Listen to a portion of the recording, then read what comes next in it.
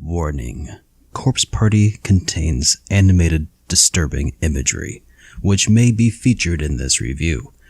If you are sensitive to that sort of thing, this game may not be for you.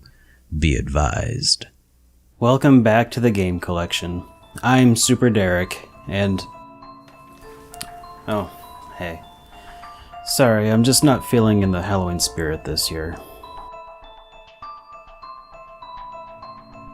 And this is Corpse Party, Book of Shadows.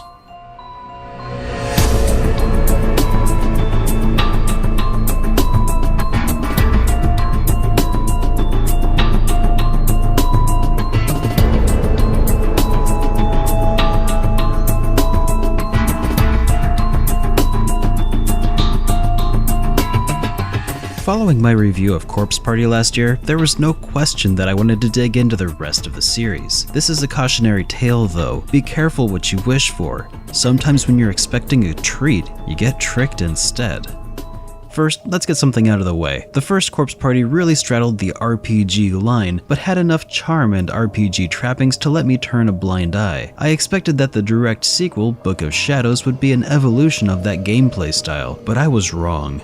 So wrong. Book of Shadows is a visual novel with some light puzzle-solving elements and an interface that is sometimes reminiscent of a dungeon crawler. Needless to say, it's not exactly my forte, but I'll do my best to give this game its due diligence. Book of Shadows is a guide-in of sorts to the first title. It takes place in an alternate timeline following the events of one of the wrong endings from the first game, except for the bonus chapter, which is a direct sequel to the canon ending of the first game, and in my opinion that's a bit of a weird choice. In fact, this whole game is just a twisted ball of weird choices that constantly left me scratching my head throughout the game. The original Corpse Party had plenty of wrong endings, and you knew they were wrong endings because your characters would die and you'd have to start over. You knew you found a good ending because you'd be alive and the story was allowed to progress down a continuous thread.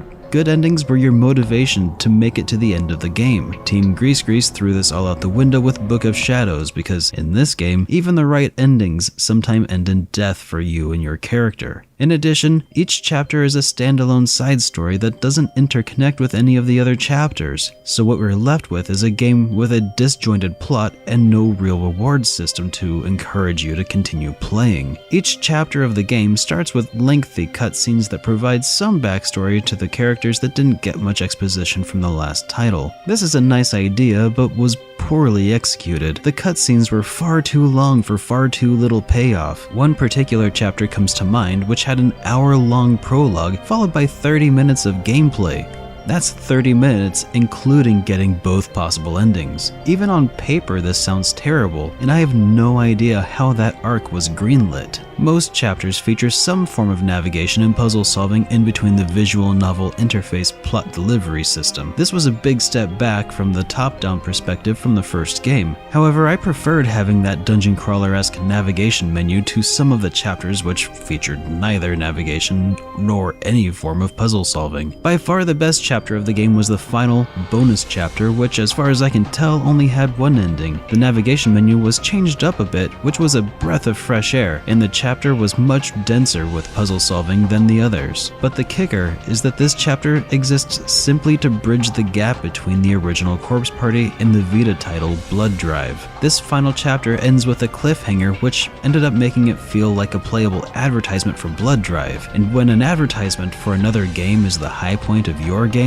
that's a really bad sign. Despite the regression of the navigation to a menu system, the world of Heavenly Host manages to still be very atmospheric. The school's layout is very similar to the first game and will feel intuitive to players of the first title. Each square on the grid layout of the school map has an illustration of the view from within the hallway or school room. Being given a new perspective of the school was pretty novel, pun not intended. On the other hand, many of the illustrations were reused, so that novelty wears thin pretty quickly and never even came close to making up for the poor choice in navigation system.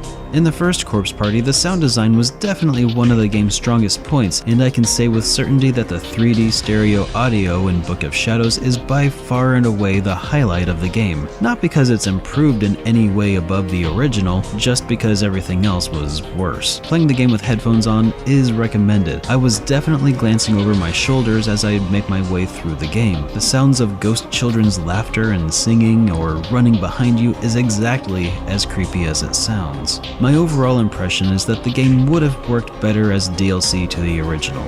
If they had just reused the original system from the first game, I would have enjoyed it quite a bit more, and with the DLC price I might even be able to justify recommending the game to you. But as it stands, I can't. Corpse Party Book of Shadows killed my enthusiasm for the franchise and murdered my Halloween spirit. Ever want to know why I feel the way I do? Check out my playthrough by following the annotation in the lower right.